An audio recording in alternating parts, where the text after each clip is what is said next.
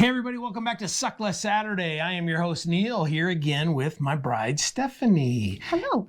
Hey, we're going to continue on with our basics of dry fire and how to suck less at some of that we've been doing for the last few weeks. Today, we're going to move on to something that is really important to everybody. If you want to get good shots, you got to use your sights. You need a shot timer because that which gets measured gets worked on. The Range Tech Timer is the official timer of active self-protection because it is versatile, reliable, feature-rich, and very economical. Check out all it can do at the link below.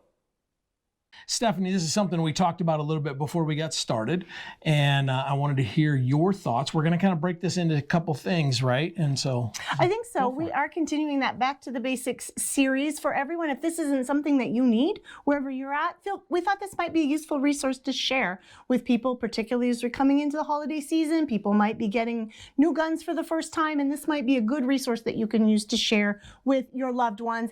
And frankly, it's never bad for any of us to go back and review these fundamentals. That is the dirty, dark little secret of advanced firearms training. There isn't anything advanced other than MOBETA fundamentals.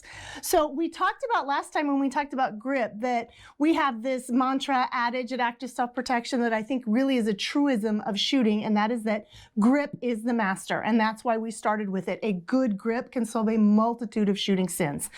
But then sights set the pace, and what we mean by that is you can't shoot effectively any faster than you can utilize your sights or whatever sighting system that you're using, the red dot, your iron sights, whatever that is. We also decided to break our sights up into two pieces because there's really a couple of ways to go with pistols right now. Your red dot optics, which aren't always red dots, but that is sort of the colloquialism for it. So you can have your red dot optics, whatever color or shape they may be, or your iron sights. Right. So we're going to start with the red dot piece of it, even though I don't know how many times I've heard that you shouldn't start new shooters or beginner shooters with a sighting system like a red dot. And I think that's just false. And I wanted to talk about the basics of how it works and why I think it's a great idea to start with them. Yeah, I love it. Let's talk about it. Okay, very good. So I'm going to pull my, you're smiling at me.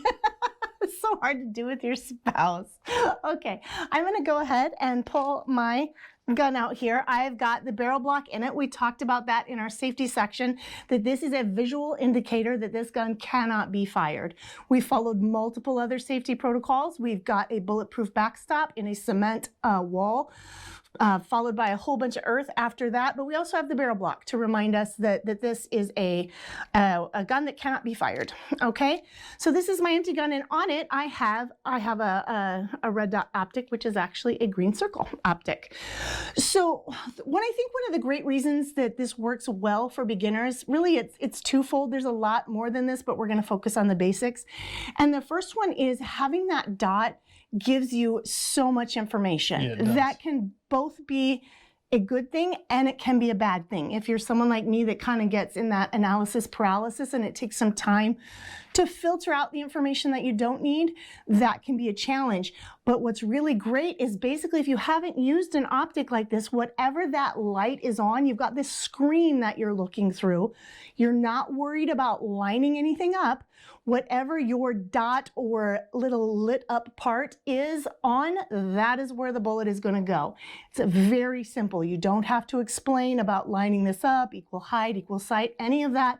Where red dot is, bullet go. The end. Yeah. Assuming you're zeroed. Okay, I mean, that is a fair point. Yeah. That is the caveat.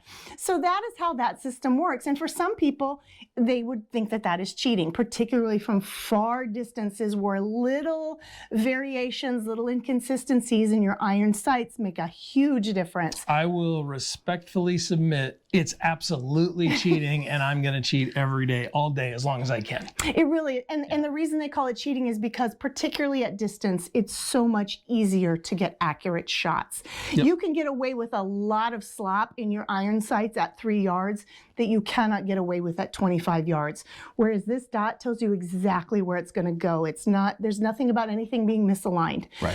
And also, we're coming from a perspective of defensive pistol. You should be taking every advantage that you can get. Yeah. The information piece, while it can be overwhelming until you're used to it, because you sometimes spend a lot of time trying, oh, I want it to be right in the center, and you spend a lot of time trying to get that little dot right, and you don't have to do that. No. You want to wait for that flash of light and get it there, and that can take a little bit of practice to filter out that information. Right. However, the pro of that is in dry fire, you get a bunch of beautiful information. As you're pulling that trigger, the whole point of dry fire is pull your trigger without disturbing the sights, right? When you pull the trigger, you are going to be disturbing the sights somewhat, unless maybe you're Tim Herron or Gabe White. There's going to be a little disturbance. The red dot shows you so well and so easily what that disturbance is. Are you going to the left? Are you going to the right? All of that thing is great information. Also, I'm going to piggyback off that and talk about the next big pro for using a sighting system like this for beginners is in order to see your dot every time. For beginners, it's not, you can't always see it. If it isn't lined up properly, you won't see that dot. You'll see the screen without the dot there. In order to consistently see that dot, your grip and your presentation must be consistent. Now, that is a huge plus regardless of what you're shooting. Again, you can get away with a sloppier grip on your iron sights because you can't see it as well. Well, your shots will indicate that, but you're not gonna, you won't register it as much mentally as you will with the dot. That's exactly it. It's especially for a newer shooter, it's gonna take you a long time to connect some of these movements. This bright red light telling you, hey, your pistol's going down every time you pull the trigger. You know, flashing light, literally a light telling you what you're doing wrong is very helpful. For me as a new shooter just using iron sights, it took me a long time to understand what my sights were doing in dry fire and make those connections. Sure. And I think that's the beauty of the Mantis unit is that does a lot of that stuff for you. Yes. And as we progress through, our journey as a shooter and get a little bit better and we learn how to read sights, it's important to be able to read your sights and call your shots. That's a whole nother thing in a whole nother video, but those are important things to be able to do, and that's why we really recommend start with the Mantis so you can learn what all of this means. But today's topic is not the Mantis, right? Although that's a place to start, right? And the problem is it's a very expensive way to get into pistol. You already have hopefully a reasonable amount of money into your pistol, so you have a good quality firearm. To get a red dot on top of that, it's getting easier, it's getting better, it's getting cheaper. It's still not nothing. It's still like every sighting system in the world, I think almost equal to what you're spending on the gun very often. I suppose it's depending on the gun.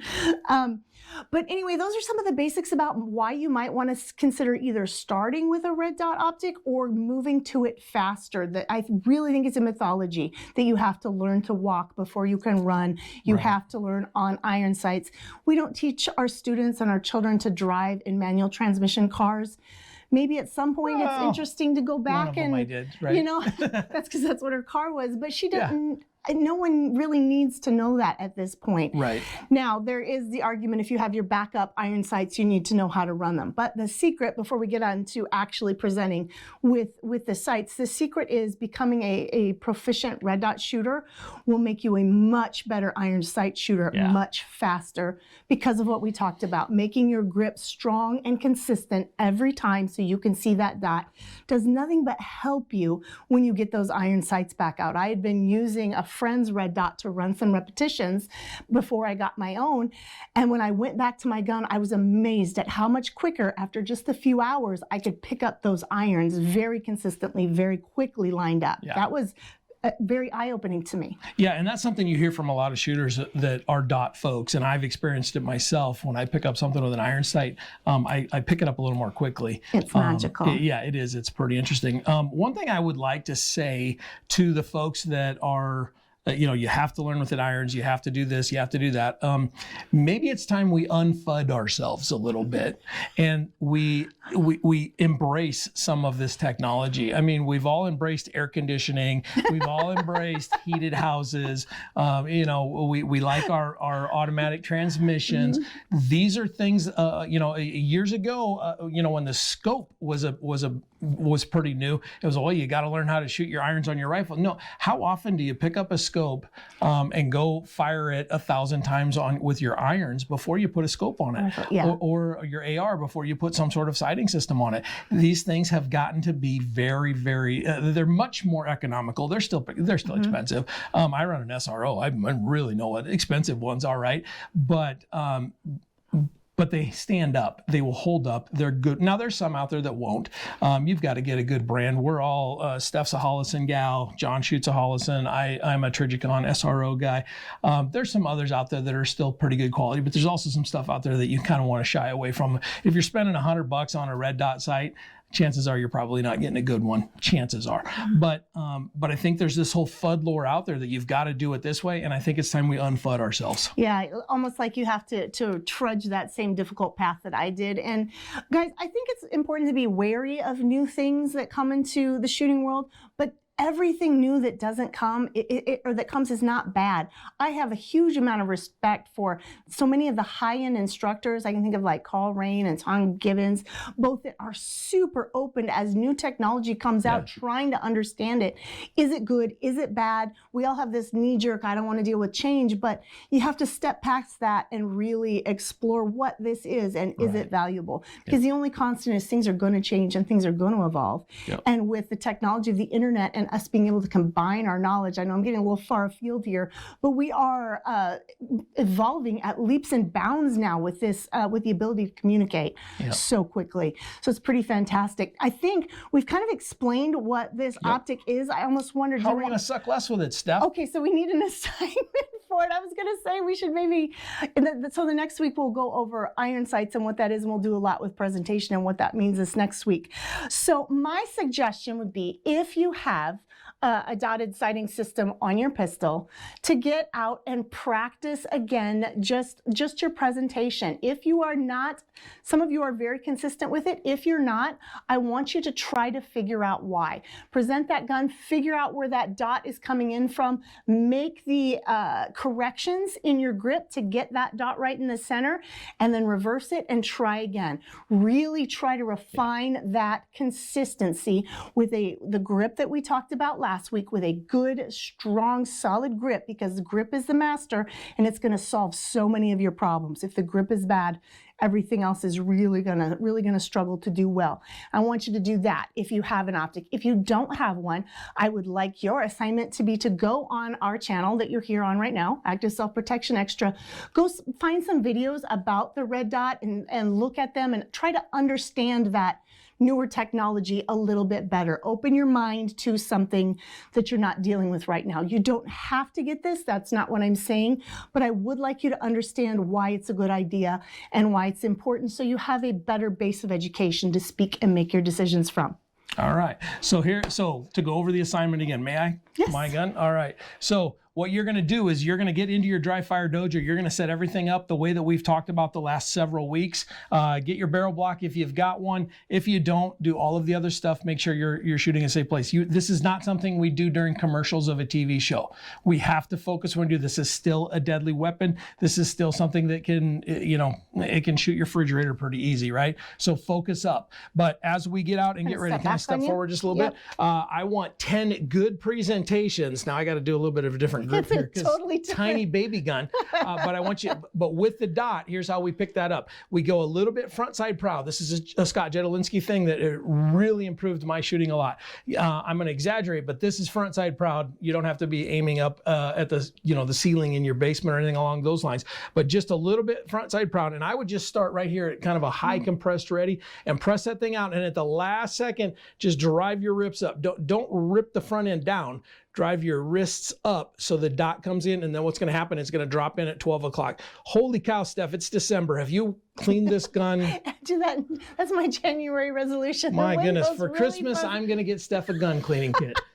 And maybe a window washer. Holy smokes! Way to call me out on that. Rude. All right. So what you're going to do is with that front side prod, you're just going to see it pop in, and it's going to drop right in from about 12 o'clock. You've really got to read this, see it drop in from 12 o'clock, and then go in reverse.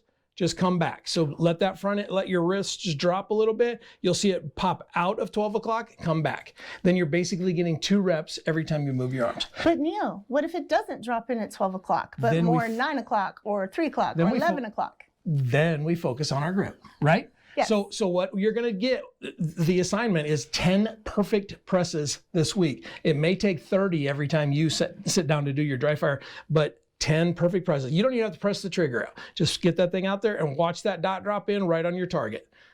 Just like so. And if it comes in at 9 o'clock like that, that means your grip was bad. So Make sense? make the adjustments, get it to the center, and pull it back. Yep, exactly. All Okay. right. Has everybody got what you're going to do? You're either going to learn about the red dot technology and new technology, or you're going to practice that perfect and consistent presentation that we learned about last week when we learned about grip is the master. Next week, we'll talk about iron sights and have some assignments for you then. And hope you're having a great December. See you then.